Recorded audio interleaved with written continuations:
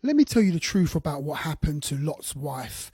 Because in the Bible it speaks about how Lot's wife looked back at Sodom and Gomorrah when it was being destroyed and she was turned into a pillar of salt. We should all know this story by now as believers. Now what we need to understand is that when Lot and his wife and his two daughters were being carried out or dragged out, so to speak, by the angels, it speaks about how the angel said, don't look back. And it says how Lot's wife looked back and she was turned into a pillar of salt. Now we think to ourselves that she just looked back at Sodom and Gomorrah being destroyed and she was turned into a pillar of salt. That's not the case. That's not what happened whatsoever. The Bible says in the New Testament that he who puts his hand to the plow looking back is not fit for the kingdom.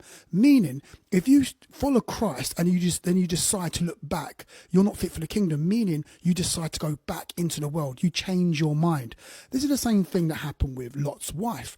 When Lot's wife and Lot, they were taken out of Sodom and Gomorrah, one of the things that you need to understand is that Lot was a governmental official. Lot was very rich. Lot was very wealthy. Lot had his house and his wealth was inside Sodom and Gomorrah. Lot's wife liked the luxury lifestyle. So when she was taken out of Sodom and Gomorrah, she yearned to go back to Sodom and Gomorrah, back to her lifestyle. And also remember, her children and her sons and daughter-in-laws were also left back in Sodom and Gomorrah. So she wanted to go back to that lifestyle. That's what it meant by she looked back and she was turned into a pillar of salt, because she took her hand or let go of the angel's hand. She travelled back to Sodom and Gomorrah, and while she was there, fire and brimstone rained down and Lot's wife was destroyed and she was turned into a pillar of salt, which we know is a byproduct of fire and brimstone. The byproduct is sulfur or salt, or the byproduct is salt.